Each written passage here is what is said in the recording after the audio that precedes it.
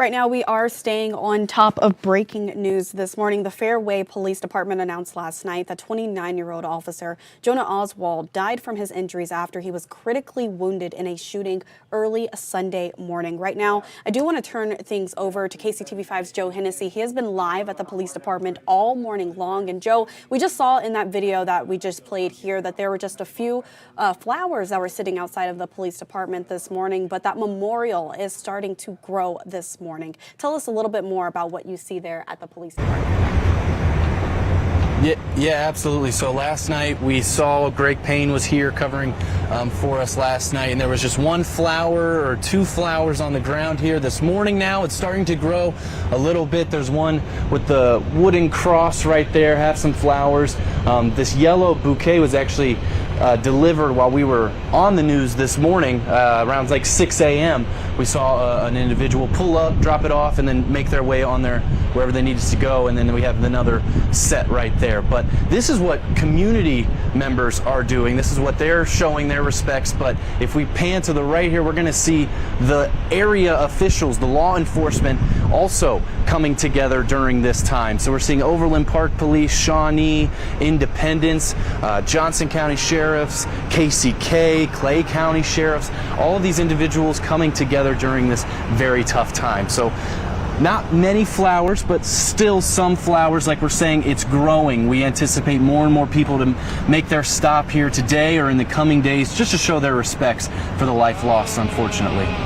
Yeah, Joe, and I do just want you to just touch on what people may not already know, if they're just now catching up on this story, exactly what led up to this situation and what we know so far about the officer that passed away. Unfortunately, yes. So what we do know, the personal side, we'll start with that. So he was a 4-year veteran here at Fairway Police Department. Been here for 4 years. He's leaving behind a wife and 2 young children following this accident. So that's the personal side that we know. Now, what happened that led to this was there was a police chase that started on 95th and I-35 at the Quick Trip. So it was a stolen vehicle call. That's how it all started. And then when the police responded, the suspects within the car drove and hit a cop car and then fled the scene and headed north about 8.5 miles north to the Lamar Avenue Quick Trip, and that is where the shooting occurred. The suspects got out of the car once they got to that Lamar Avenue Quick Trip and headed inside the gas station. Shots started going from both sides, and unfortunately Oswald was hit. The suspect as well also died that day, a 40-year-old out of Tennessee, and another woman has been taken into custody facing aggravated assault charges. That's where we're at right now. That is all the information we have. It is still under investigation what happened after or before, but that is what we know so far.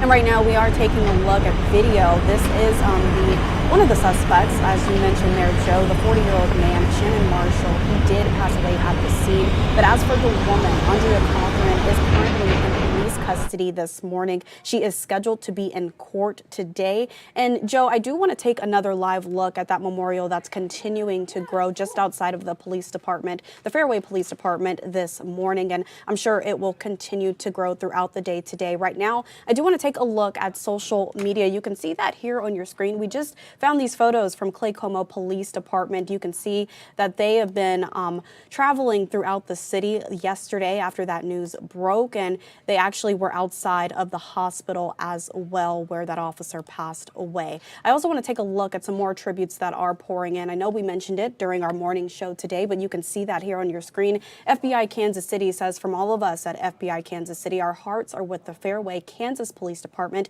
and the family and friends of police officer Jonah Oswald this evening. And I also want to move on to some more tweets, just a few more. Olathe Police Department says our thoughts and prayers are with the family of that officer and our brothers and sisters at the Fairway Police Department during this difficult time. And you can see that same tweet going for Kansas City Police Department. They said that they are heartbroken for Officer Jonah Oswald, for his loved ones, and the Fairway Kansas Police Department. Your sacrifice and service will always be remembered. And Mayor Quentin Lucas also sharing the same sympathies, saying, I am deeply saddened to learn of the passing of Fairway Police Officer Jonah Oswald. I extend my sympathies and prayers to his family, friends, and colleagues, the people of Fairway, Kansas.